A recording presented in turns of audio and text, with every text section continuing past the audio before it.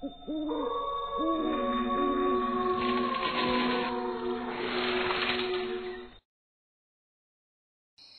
बजने को आए हैं, अभी तक केतन ने मुझे फोन नहीं किया। चलो कोई बात नहीं, मैं ही कॉल करके पूछ लेती हूँ। हेलो, कहाँ हो तुम? मैं कब से तुम्हारी कॉल का वेट कर रही थी। कितनी देर में आ रहे हो तुम घर? अरे बाबा, बस थोड़ी देर। आज ऑफिस में काम ज्यादा था तो देर तक रुकना पड़ा। बट डोंट वरी, आधे घंटे में पहुंच जाऊंगा। तब तक तुम मेरे लिए अच्छा सा खाना बना लो। अच्छा ओके, जल्दी आना। शालू ने किचन में केतन के लिए खाना बनाना शुरू किया। केतन भी अपनी गाड़ी को तेज स्पीड में भगाता हुआ घर की तरफ बढ़ने लगा। तभी रेड लाइट हुई। केतन ने अपनी गाड़ी रोकी और गाड़ी के शीशे पर अचानक ठक ठक की आवाज हुई। उस आवाज से केतन की धड़कन अचानक से तेज हो गई। उसने देखा तो एक बच्चा अपने हाथ में गजरे की टोकरी लिए उसकी खिड़की को लगातार खटखटा रहा था। केतन के मना करने के इशारे के बाद भी वो लड़का नहीं माना और लगातार उसकी खिड़की को खटखटाता रहा। तो केतन ने गुस्से में खिड़की का कांच नीचे कर दिया। एक बार में समझ में नहीं आता क्या तुम्हें? एक बार बोला ना जाओ यहाँ से, तो क्यों खिड़की को बजा बजा कर मेरे सर में दर्द कर रहे हो? साहब, गजरा खरीद लो ना। घर पर मेरे छोटे भाई बहन भूखे हैं। माँ ने तो कल से कुछ नहीं खाया है। खरीद लो ना साहब, सिर्फ 20 रुपए का है। अरे बोला ना नहीं चाहिए, चल जाओ अब यहाँ से। अरे ऐसे कैसे साहब? ये गजरा रात रानी के फूलों से खास बनाया है। आपकी पत्नी को बहुत पसंद आएगा। क्या? रात रानी के फूल? नहीं चाहिए, नहीं चाहिए। इससे पहले कि वो बच्चा केतन को कुछ और कहता, तभी लाइट ग्रीन हो गई और केतन ने स्पीड में अपनी गाड़ी भगाई। वो हड़बड़ाता हुआ कुछ देर बाद घर पहुंचा तो उसे अपने कानों में शालू के गुनगुनाने की आवाज सुनाई पड़ी। लग जा गले के फिर ये हंसी रात हो ना हो, शायद फिर इस जन्म में मुलाकात हो ना हो। शालू, शायद फिर इस जन्म में मुलाकात हो ना हो। Please stop it. ये क्या गाना शुरू कर दिया तुमने? बस करो। अरे क्या हो गया? क्यों इतने हाइपर हो रहे हो? अच्छा ये छोड़ो, ये देखो। अरे पकड़ो ना। शालू ने केतन के हाथ में एक कागज का लिफाफा थमा दिया जो चारों तरफ से सफेद धागों से लिपटा हुआ था। ये क्या है? मुझे खुद ही बताना होता है तो तुम्हें ये क्यों देती? खोल कर देखो। केतन ने जैसे उन धागों को हटाकर उस लिफाफे को खोलकर देखा तो उसके अंदर वैसे ही रात रानी के फूलों के गजरे थे जो वो बच्चा उसे बेच रहा था। ये देखते ही वो लिफाफा केतन के हाथों से नीचे गिर पड़ा। अरे ये क्या किया तुमने? ये गजरे कहाँ से लेकर आई तुम? तुमने तो कहा था कि तुम आज पूरे दिन घर से बाहर नहीं गई, तो फिर ये गजरे कहाँ से आए? अरे तुम भी ना इतना प्यार करते हो मुझसे, लेकिन सामने से कहने में कितना शर्माते हो। अरे तुमने ही तो मेरे लिए रात रानी की गजरों को भेजा था। क्या फालतू की बकवास कर रहे हो तुम? मैंने तुम्हारे लिए कोई गजरे नहीं भेजे। अरे बाबा बस करो तुम। जब मैंने तुमसे बात की थी तो उसके थोड़ी देर बाद ही एक बच्चा घर पर आया था। अभी 5 मिनट पहले तो मैंने केतन से बात की तो वो कह रहा था कि घर आने में टाइम लगेगा, तो इतनी जल्दी कैसे आ गया? तभी फिर से दरवाजे पर जोर से नॉक हुई। अरे बाबा आई। तुम कौन हो और बार बार गेट क्यों नॉक कर रहे हो? मुझे कोई गजरे नहीं चाहिए, चले जाओ यहाँ से। लेकिन दीदी, ये गजरे तो केतन भैया ने आपके लिए भेजे हैं। खास रात रानी के फूलों के गजरे हैं। अच्छा ऐसी बात है, तब तो लाओ, इन्हें मुझे दे दो। Thank you. अरे तो कम से कम तुम्हें मुझसे पूछना तो चाहिए था। कोई भी घर आकर मेरा नाम लेकर तुम्हें कुछ भी देगा तो तुम ले लोगी क्या? रिलैक्स बाबा, गजरा ही तो है, चलो जल्दी से मेरे बालों में लगा दो। केतन ने घबराते हुए शालू के हाथों से वो गजरा लिया और कांपते हुए हाथों से उसे उसके बालों में लगाया। पूरे घर में रात रानी की फूलों की खुशबू महक गई। कितनी अच्छी खुशबू आ रही है इन फूलों से। ऐसा लग रहा है कि ये फूल मुझे ही ढूंढ रहे थे। क्या? अरे क्या क्या कर रहे हो तुम? मुझे तो समझ ही नहीं आ रहा कि आखिर तुम इतने घबराए हुए क्यों हो। तुम तो ऐसे डर रहे हो जैसे तुमने किसी का मर्डर कर दिया हो। मर्डर? किसका मर्डर? मैं रूम में फ्रेश होने जा रहा हूँ। शालू ने आज से पहले कभी केतन को इस तरह घबराए हुए नहीं देखा था, लेकिन आज न जाने क्यों उसके मन में इतनी बेचैनी हो रही थी। वो बाथरूम में नहाने के लिए गया। उसने शावर ऑन किया और थोड़ी राहत की सांस ली। तभी उसे एक दबी सी आवाज सुनाई दी। लग जा गले के पैर, हंसी रात हो शायद फिर इस जन्म में मुलाकात हो ना हो।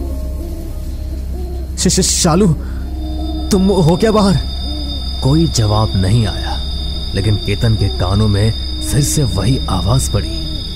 लग जा गले के पैर, हंसी रात हो ना हो शायद फिर इस जन्म में मुलाकात हो ना हो। देखो शालू, मुझे इस तरह का मजाक बिल्कुल भी पसंद नहीं है, इसलिए अगर तुम ये गाना गा रही हो तो प्लीज बंद कर दो। मुझे बिल्कुल भी अच्छा नहीं लग रहा। शोर मत करो, यहाँ पर तुम्हारे साथ शालू नहीं, मैं हूँ। उस आवाज को सुनकर केतन के रोंगटे खड़े हो गए।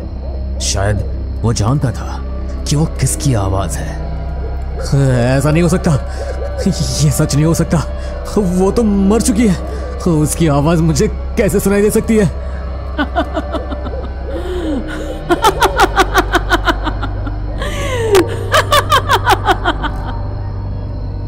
इस बार जब केतन के कानों में उसके हंसने की आवाज पड़ी तो घबराहट के मारे वो जल्दी से कपड़े पहनकर बाथरूम से निकलने की कोशिश करने लगा, लेकिन बाथरूम का दरवाजा लॉक हो चुका था और लाख कोशिश करने के बाद भी केतन उसे खोल नहीं पा रहा था।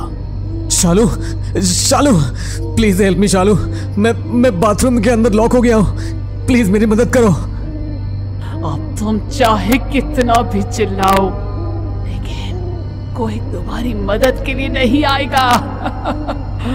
किसी के पास तुम्हारी आवाज नहीं पहुंच पाएगी, जिस तरह मेरी नहीं पहुंच पाई थी। केतन और ज्यादा घबरा गया और जोर जोर से बाथरूम के दरवाजे को खोलने की कोशिश करने लगा। तभी उसका ध्यान बाथरूम में लगे शीशे पर पड़ा तो उसने देखा उसके पीछे दुल्हन के लिबास में सजी एक लड़की खड़ी है, जिसके बालों में रात रानी के फूलों का गजरा है और उस गजरे की महक वहां फैल चुकी है। उसे देखकर केतन की रूह कांप गई। तभी देखते ही देखते दुल्हन के लिबास में सजी उस लड़की का चेहरा बेहद भयानक हो गया और वो केतन को बेहद गुस्से से देखने लगी। तुम्हें क्या लगता है मैं तुम्हें इतनी आसानी से छोड़ दूंगी? जिस तरह मेरी जिंदगी बर्बाद हुई उसी तरह तुम्हारी भी होगी। देखो, प्लीज मुझे माफ कर दो, मुझसे बहुत बड़ी गलती हो गई। मुझे जाने दो प्लीज। तुम जो बोलोगी मैं करूंगा, लेकिन प्लीज मुझे जाने दो। अगर तुझे छोड़ दिया तो मैं कभी मुक्त नहीं हो पाऊंगी। जब मेरे पास वो सब करने से पहले तूने एक बार भी नहीं सोचा, तो मैं तुझे कैसे माफ कर दूं? भूल गया वो रात? उसके इतना कहते ही केतन की आंखों के सामने सारी बातें घूमने लगी। उसे एक एक करके अपने गुनाह याद आ रहे थे। बात आज से लगभग 1 साल पुरानी है। केतन, शालू और जिज्ञासा एक ही कॉलेज में पढ़ते थे। केतन कॉलेज टाइम से ही दिल फेंक आशिक था। उसे जब भी कोई लड़की नजर आती तो वो हमेशा उससे बात करने की सोचता, जो जिज्ञासा को बिल्कुल भी पसंद नहीं था, क्योंकि जिज्ञासा उसकी गर्लफ्रेंड थी। आखिर तुम चाहते क्या हो? अपनी हरकतों को सुधार लो, वरना ठीक नहीं होगा। अरे क्यों जब देखो तब मेरा सर खाती रहती हो? छोटा बच्चा नहीं हूँ मैं कि तुम्हारी एक एक बात सुनूंगा। एक तो तुमने हमारे रिलेशनशिप को प्राइवेट रखा, चलो ठीक है, मैंने कुछ नहीं कहा। इस बात का फायदा उठाकर तुम दूसरी लड़कियों के साथ फ्लर्ट कर रहे हो। ये सब मैं बिल्कुल भी बर्दाश्त नहीं करूंगी। और आजकल शालू के साथ तुम्हारा घूमना फिरना कुछ ज्यादा ही नहीं हो रहा है। अगर उसके साथ तुम्हारा कुछ भी उल्टा सीधा चक्कर हुआ ना, तो याद रखना तुम्हें बर्बाद कर दूंगी मैं। ओह कम ऑन यार, तुम जैसा सोच रही हो वैसा कुछ भी नहीं है। शालू बस मेरी अच्छी दोस्त है और कुछ भी नहीं। और तुम तो जानती हो कि मैं तुमसे कितना प्यार करता हूँ, तो मैं तुम्हें धोखा कैसे दे सकता हूँ माय लव। अरे बाबा टेंशन मत लो। केतन की ये बातें सुनकर जिज्ञासा का मन थोड़ा शांत हुआ, लेकिन अभी भी वो पूरी तरह से केतन पर भरोसा नहीं कर पा रही थी। तभी कुछ ऐसा हुआ कि उसका भरोसा केतन से बिल्कुल ही उठ गया। शाम के समय जिज्ञासा कॉलेज की लाइब्रेरी में बैठकर अपने नोट्स बना रही थी, इसलिए उसे घर जाने में देरी हो गई। वो लाइब्रेरी से निकली तो कॉलेज के बैक साइड वाले पार्क से उसे केतन की आवाज सुनाई दी। उसने दीवार के पीछे छुपकर देखा तो केतन शालू के साथ बैठा हुआ था। अरे तुम चिंता क्यों करती हो यार, मैंने तुमसे कहा ना कि मैं मम्मी से तुम्हारे बारे में बात करूंगा, और तुम चिंता मत करो, मैं तुमसे ही शादी करूंगा। ये सब सुनकर जिज्ञासा की आंखों में खून उतर आया। इससे पहले कि वो उन दोनों तक पहुंचती, शालू वहां से चली गई, लेकिन केतन को जिज्ञासा ने रास्ते में ही पकड़ लिया। ये क्या कर रही हो तुम, जाने दो मुझे। सब कुछ बहुत अच्छे से सुन चुकी हूँ मैं, जो तुमने शालू से कहा। यहाँ मेरे साथ शादी के झूठे वादे कर रहे हो और वहाँ उस लड़की की भी जिंदगी खराब करने के बारे में सोच रहे हो, लेकिन मैं ऐसा नहीं होने दूंगी। शादी तो तुम्हें मुझसे ही करनी पड़ेगी, वरना मैं शालू को जाकर हमारे बारे में सब कुछ बता दूंगी। उसके बाद तो वो तुम्हारी शक्ल भी नहीं देखेगी। अरे ये तुम कैसी बातें कर रही हो जिज्ञासा, हमारे बीच में ऐसा कुछ भी नहीं है। मैं तुम पर अब और भरोसा नहीं कर सकती, और ना ही अब मैं इस रिलेशनशिप को प्राइवेट रखने वाली हूँ। तुम्हें मुझसे शादी करनी होगी, वरना मैं वैसे भी सबको सब कुछ बता दूंगी। केतन पैसों का भूखा था और शालू अपने माँ बाप की इकलौती बेटी थी और अकेली अपने मम्मी पापा की सारी जायदाद की वारिस थी, इसलिए केतन उसे अपने हाथों से जाने नहीं देना चाहता था। उसने जिज्ञासा से झूठी शादी का वादा किया। जिज्ञासा मैं तुमसे ही शादी करूंगा, और अगर तुम्हें मुझ पर विश्वास नहीं होता तो हम दोनों कल ही शादी कर लेते हैं। तुम कल रात मुझे मंदिर के पास मिलना, हम मंदिर में जाकर शादी कर लेंगे। अगर तुम सच कह रहे हो तो तब तो ये बहुत अच्छी बात है, लेकिन शादी करने की मेरी एक शर्त है। मुझे रात रानी के फूल बहुत पसंद है और हमेशा से मेरी तमन्ना थी कि अपनी शादी वाले दिन मैं अपने बालों में रात रानी के फूलों का गजरा पहनूं। तो तुम प्लीज मेरे लिए वो लेकर आना। अच्छा ठीक है। जिज्ञासा बहुत खुश थी कि केतन उससे शादी करने वाला है। वो अगली शाम लाल रंग का जोड़ा पहनकर तैयार हो गई। केतन उससे मंदिर के पास मिलने वाला था, तो वो वहां पर जाकर उसका इंतजार करने लगी। तभी थोड़ी देर बाद केतन वहां पर आया तो जिज्ञासा उसे देखकर बहुत खुश हुई। मैं कितने देर से तुम्हारा वेट कर रही हूँ और तुम अब आए हो, और तुमने शादी के कपड़े क्यों नहीं पहने हैं? बस अभी जा ही रहा हूँ। वो जल्दी जल्दी में कपड़े लिए ना, तो फिटिंग के लिए दिए हैं। यही पास ही टेलर की दुकान है, वहीं से तैयार होकर आता हूँ। अच्छा ठीक है, लेकिन मेरा गजरा? हाँ लेकर आया हूँ, तुम्हारी कोई भी ख्वाहिश अधूरी नहीं रहने दूंगा। केतन ने जिज्ञासा के बालों में अपने हाथों से रात रानी के फूलों का गजरा पहनाया और वहां से जाने की एक्टिंग करने लगा। जिज्ञासा जैसे ही दूसरी तरफ मुड़ी तो केतन ने जल्दी से आकर उसे बेहोशी की दवा सुंघा दी, और उसके बेहोश होते ही वो उसे घसीटता हुआ जंगल की तरफ ले गया।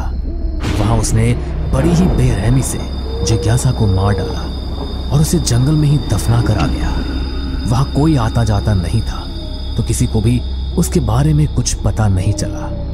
जिज्ञासा की फैमिली में भी कोई नहीं था। कुछ साल पहले हुए उसके मम्मी पापा के देहांत के बाद वो अकेले ही रहती थी, जिस वजह से किसी ने उसके बारे में जानने की भी कोशिश नहीं की, और केतन कभी पकड़ा भी नहीं गया। जिज्ञासा को मारकर भी उसे कोई पछतावा नहीं था। कुछ समय बाद उसने शालू को अपनी बातों में फंसाकर उससे शादी कर ली और उसकी प्रॉपर्टी का मालिक बन गया। लेकिन जिज्ञासा के साथ जो उसने इतना बड़ा धोखा किया, उस वजह से जिज्ञासा की आत्मा कभी मुक्त नहीं हो पाई। वो अपने बदले की तलाश में थी। आज से ठीक 1 साल पहले उस रात तुमने मुझे मारा था और मेरी ख्वाहिश को भी पूरा किया था। मेरे बालों में रात रानी के फूलों का गजरा लगाकर आज उन्हीं फूलों का गजरा तुम्हारे घर तक पहुंचाकर मैंने तुम्हें यहाँ अपने आने का अंदेशा दे दिया था, लेकिन तुम शायद समझ नहीं पाए। अगर मरने से पहले तुम्हारी भी कोई आखिरी ख्वाहिश हो तो मुझे बता दो, मैं उसे जरूर पूरा करूंगी। ये सब सुनकर केतन का शरीर पूरी तरह ठंडा पड़ गया। वो मदद के लिए फिर से बाथरूम का दरवाजा अंदर से खटखटाने लगा। तभी दरवाजा खुला और केतन के सामने शालू खड़ी थी, लेकिन सामान्य नहीं, लाल रंग के जोड़े में सजी हुई और बालों में रात रानी के फूलों का गजरा पहनी हुई। उसकी आंखें लाल हो चुकी थी और उसके हाथ में रात रानी की माला थी। उसे देखकर केतन पीछे को होने लगा। तभी वो एकदम से केतन के ऊपर झपटी और उस आत्मा ने केतन के ऊपर रात रानी के फूलों की माला फेंकी, जो सीधा केतन के गले में जा बैठी। और वो माला छोटी होती गई, जिससे केतन का दम घुटने लगा और आत्मा के इशारे से रात रानी के बहुत ही ज्यादा फूल उड़ते हुए केतन के मुंह में जाने लगे, जिससे कुछ ही पलों में केतन का दम घुट गया और उसकी वहीं मौत हो गई। जिज्ञासा ने केतन से अपनी मौत का बदला ले लिया था और बदले की आग में जल रही उसकी आत्मा भी हमेशा के लिए शांत हो चुकी थी। यार बहुत अंधेरा हो रहा है, मुझे वहाँ नहीं जाना। देखो, हमें सड़क के रास्ते से ही चलना चाहिए। अरे तुम समझ क्यों नहीं रही? ये एक शॉर्टकट रास्ता है और वैसे भी उन्होंने अपना फार्म हाउस जंगलों के अंदर ही बनाया हुआ है, न कि सड़क किनारे। भाई और कितना दूर है अभी? मेरे तो पैर दर्द होने लगे हैं चलते चलते। सही कहा, मेरे पैरों में भी दर्द हो रहा है। ऊपर से इस जंगल के अंदर मुझे डर भी लग रहा है। डर क्यों रही हो? हम सब साथ हैं, किसी को कुछ नहीं होगा। जब मैं छोटी बच्ची थी तो मेरी माँ मुझे कहानी सुनाया करती थी। उन्होंने मुझे बताया था कि जंगलों में निशाचर होती है जो लोगों का खून पीती है। लगता है तुम बचपन में खाना नहीं खाया करती थी, तभी तुम्हारी माँ तुम्हें डरा कर खाना खिलाया करती होगी और झूठी कहानी बनाया करती होगी। मेरी बात को नजरअंदाज मत करो, मैं झूठ नहीं बोल रही, ये सब हकीकत में होता है। आराध्या ये बात बोल ही रही थी कि तभी उसे ऐसा महसूस होता है जैसे उसके पीछे कोई चल रहा है। आराध्या पीछे पलट कर देखती है, लेकिन पीछे कोई भी नहीं होता, जिसके बाद आराध्या एक बार फिर अपने दोस्तों के साथ चलने लगती है। और तभी एक तेज हवा का झोंका आराध्या के कानों को छू कर जाता है और उस हवा के झोंके में जैसे किसी ने आराध्या का नाम पुकारा हो। आराध्या। उस आवाज को सुनकर आराध्या एक झटके से पीछे मुड़ती है, पर उसे उस जंगल में जंगल और काले अंधेरे के अलावा कुछ दिखाई नहीं देता। क्या हुआ आराध्या? वो आवाज सुनी तुमने? ऐसा लगा जैसे किसी ने मेरा नाम पुकारा हो। नहीं तो, हमें तो कोई आवाज नहीं आई। आराध्या ये सब तुम्हारा वहम है। मैं कह रहा हूँ कि तुम ये फालतू की चीज सोचना बंद कर दो। नहीं, ये मेरा वहम नहीं हो सकता, पर जो भी है ये लोग मेरी बात पर विश्वास नहीं करेंगे, इसलिए मुझे इनके आगे कुछ नहीं बोलना चाहिए। और हाँ, शायद तुम सही कह रहे हो। फिलहाल चलो, हमें कहाँ चलना है? वो सभी आपस में बातें कर ही रहे होते हैं कि तभी उन्हें जंगलों के अंदर एक रोशनी नजर आती है।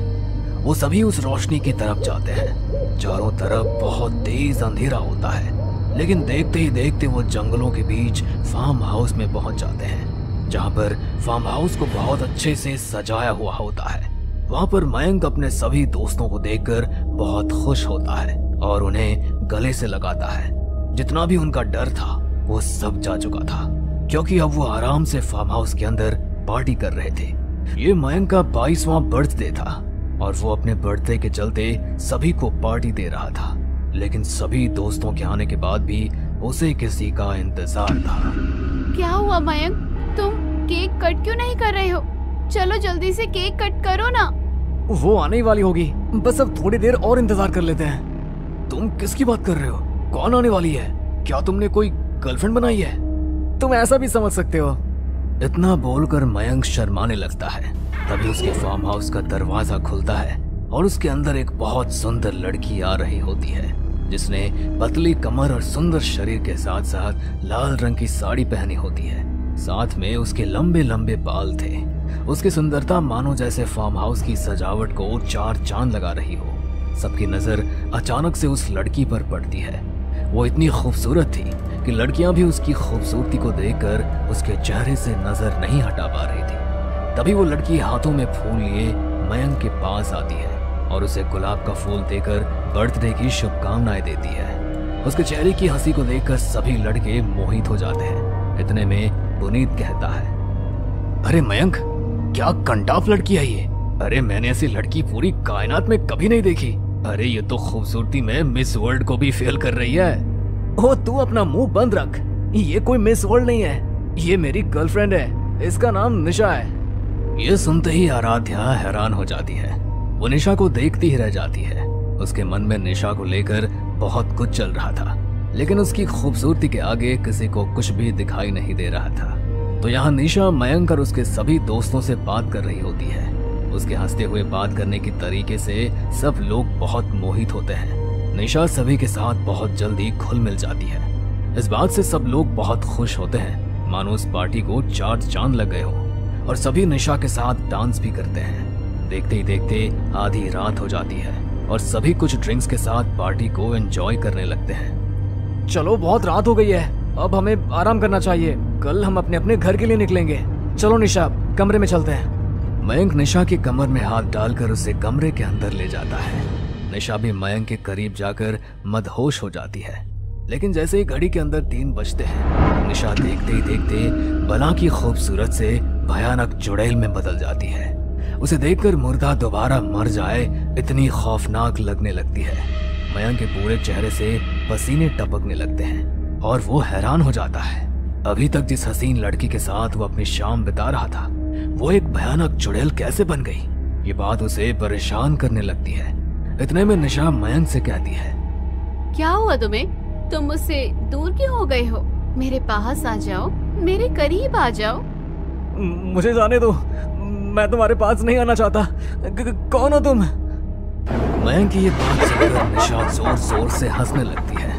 उसकी हंसी देखकर मयंक और भी ज्यादा डरने लगता है। तभी निशा एकदम से उनके पास जाती है और उसके गले में अपने नुकीले दांत मारकर उसका सारा खून चूसने लगती है। देखते देखते निशा मयंक के पूरे शरीर का खून चूसकर उसके शरीर को सुखा देती है, मानो जैसे उसके शरीर से सब कुछ खत्म हो गया हो। आज मेरी प्यास बुझी है। अब मैं अपने आप को और शक्तिशाली महसूस कर रही हूँ। अभी तो मैं और भी शक्तिशाली महसूस करूंगी, क्योंकि आज मुझे 1 नहीं 2 नहीं बल्कि पूरे 5 लोगों का खून पीने का मौका मिलेगा। इस तरह निशा मयंक का खून पीने के बाद पुनीत के कमरे में जाती है। जैसे ही पुनीत अपने सामने भयानक चुड़ैल को देखता है, वो डर के मारे कांपने लगता है। पुनीत कुछ कर पाता, इतने में तो वो चुड़ैल उसको अचानक से पकड़ लेती है और उसके गले में अपने नुकीले दांत मारकर उसका सारा खून चूसने लगती है। धीरे धीरे वो उसके शरीर का भी सारा खून पी जाती है और खून पीने के बाद वो खुद को और भी ज्यादा शक्तिशाली महसूस करती है। बेचारे पुनीत के शरीर से सारा खून खत्म होने पर वो बिल्कुल सूख जाता है। खून का एक एक कतरा पीने के बाद चुड़ैल उसे छोड़ देती है। कोई नहीं बचेगा, सबके सब मारे जाएंगे। आज मैं सबका खून पी जाऊंगी। निशाचर एक एक करके सभी के कमरे में जाती है और सभी का खून पी जाती है। आखिरी में आराध्या का कमरा बचता है। जब चुड़ैल आराध्या के कमरे में जाती है तो उसे आराध्या कहीं नजर नहीं आती। बस मेरा एक और शिकार रह गया है। इसका खून पीने के बाद मैं यहाँ से चली जाऊंगी और मैं पूर्ण रूप से शक्तिशाली हो जाऊंगी। आज अमावस्या की रात है। आज मुझे किसी भी कीमत पर सबसे ज्यादा शक्तिशाली होना है। उसके बाद मेरे जितना ताकतवर और मेरे जितना खूबसूरत हसीन कोई नहीं होगा। मैं जो चाहूंगी मुझे सब हासिल होगा। चुड़ैल पूरे घर में आराध्या को ढूंढती है, लेकिन उसे आराध्या कहीं नहीं मिलती। वो एक एक कमरे में जाती है, लेकिन फिर भी उसके सामने आराध्या नहीं आती। जिसकी वजह से चुड़ैल को बहुत तेज गुस्सा आता है और वो गुस्से से अपनी पूरी ताकत से पूरे घर को हिलाकर रख देती है। तभी आराध्या चुड़ैल के सामने आती है। मार डाला तुमने, मेरे सभी दोस्तों को मार डाला। मुझे पता था कि तुम चुड़ैल हो। तुम मासूम लोगों का खून पी जाती हो और अपनी शक्तियों को बढ़ाती हो। हाँ, मैं चुड़ैल हूँ, मैं सबका खून पीती हूँ और अब तेरी बारी। अब मैं तेरा खून पी जाऊंगी और तुझे कोई नहीं बचा सकेगा। चुड़ैल इतना कहकर धीरे धीरे आराध्या की तरफ बढ़ने लगती है और आराध्या अपने कदमों को धीरे धीरे पीछे करती है। आराध्या बहुत डर चुकी थी, अब उसके पास और कोई रास्ता नहीं था। उसे भयानक चुड़ैल के करीब आते आते अपनी मौत और नजदीक से दिखाई देने लगती है। जैसे चुड़ैल आराध्या के करीब पहुंचकर उसे अपनी तरफ पकड़कर खींचने वाली होती है, उसी वक्त चुड़ैल जैसी आराध्या को स्पर्श करती है, उसे एक बहुत तेज झटका लगता है और उस झटके से वो हवा में उड़ते हुए दीवार पर जाकर गिरती है। अब चुड़ैल की आंखों में एक भयानक खौफ नजर आ रहा था। जो खुद इतनी डरावनी और खतरनाक थी, वो एक मामूली इंसान जैसे दिखने वाली लड़की से डर रही थी। चुड़ैल अब इस हालत में थी कि वो कुछ नहीं कर सकती थी। तभी आराध्या मुस्कुराने लगती है। मुझे इतना बड़ा झटका कैसे लगा? आज तक मेरे सामने कोई नहीं टिक पाया ना ही मुझे कोई हरा पाया। मैंने जिसका चाहा उसका खून पिया, लेकिन तुम्हें छूने पर मुझे इतना बड़ा झटका लगा और मैं अब कुछ नहीं कर पा रही हूँ। आखिर कौन हो तुम और तुम खड़ी हुई मुस्कुरा क्यों रही हो? क्या राज है तुम्हारी इस रहस्यमयी हंसी का? चुड़ैल के इतना बोलते ही आराध्या जोर जोर से हंसती है। तू इन सभी का खून पी सकती है, लेकिन मेरा नहीं पी सकती, क्योंकि मुझे पता है कि तेरी कमजोरी क्या है और मैंने तेरी कमजोरी पकड़ ली है। अब तू मुझे हाथ भी नहीं लगा सकती और आज तेरा आखिरी दिन है। देख अब मैं तुझे कैसे खत्म करती हूँ। आराध्या इतना कहकर वहाँ पर पड़ी कुछ लकड़ियों को जलाकर उस आग के चारों तरफ एक गोल घेरा बनाती है, जिसमें वो बैठ जाती है। आराध्या के पास जानवर के कटे हुए बाल और उसकी खाल थी। माना जाता है कि जानवर की बदबू से भयानक प्रेत आत्माएं भी दूर भाग जाते हैं। आराध्या ने कुछ ऐसा ही किया था। उसने बहुत चालाकी से पार्टी के समय निशा के बाल काटकर जानवर की चर्बी में बांध दिए थे और उसे अपने पास रखा था। इसी के कारण चुड़ैल आराध्या का कुछ नहीं कर पाई थी। वो उस अग्नि में जानवर की चर्बी के साथ निशा के बालों को जला देती है। देखते ही देखते वहां एक काला धुआं प्रकट होता है। वो काला धुआं धीरे धीरे चुड़ैल को चारों तरफ से घेर लेता है। उसकी सारी शक्तियां उस धुएं के साथ साथ उसके अंदर से निकल जाती है और वो बहुत कमजोर हो जाती है। तभी आराध्या अपने मुंह से एक मंत्र का जप करती है और चुड़ैल के पैरों की धूल को अग्नि में फूंकती है, जिससे चुड़ैल और भी ज्यादा तड़पने लगती है। माँ, आपकी सुनाई हुई कहानी और बताए हुए तौर से आज मैं इस चुड़ैल का खात्मा कर सकूंगी। आज के बाद ये चुड़ैल फिर कभी किसी का खून नहीं पी पाएगी। आराध्या की माँ ने बचपन में उसे चुड़ैल की कहानी तो सुनाई ही थी, बल्कि उसकी माँ ने अपने जिंदगी में कई चुड़ैलों का अंत भी किया था, जो अपनी ताकत के लिए मासूम लोगों के शरीर से रक्त पिया करती थी। एक रात आराध्या ने ये सब अपनी माँ को करते हुए देख लिया था और उसके अगले दिन ही उसने अपनी माँ से सब कुछ पूछा था, जिसके बाद उसके बारे में उसकी माँ ने उसे सब कुछ बताया था। बस वही सब करके आराध्या ने चुड़ैल को पूरी तरह से अमावस्या की रात को ही हमेशा हमेशा के लिए खत्म कर दिया था। चुड़ैल एक काले धुएं में बदल जाती है। आराध्या उसे एक कांच की बोतल में भरकर समंदर में फेंक देती है और हमेशा हमेशा के लिए उस जंगल से निकलकर चली जाती है। उसे अपने दोस्तों को खोने का अफसोस तो था, लेकिन अपनी जान बचने की खुशी भी थी। अब वो अपनी जिंदगी एक नए सिरे से शुरू करती है और आगे बढ़ती है। हमें पूरा यकीन है दोस्तों कि आप लोगों को ये कहानी जरूर पसंद आई होगी। अगर आपके साथ भी कुछ ऐसे अनकहे किस्से हो चुके हैं तो प्लीज हमारे साथ शेयर करें। हम जरूर अपने चैनल पर उनको दिखाएंगे।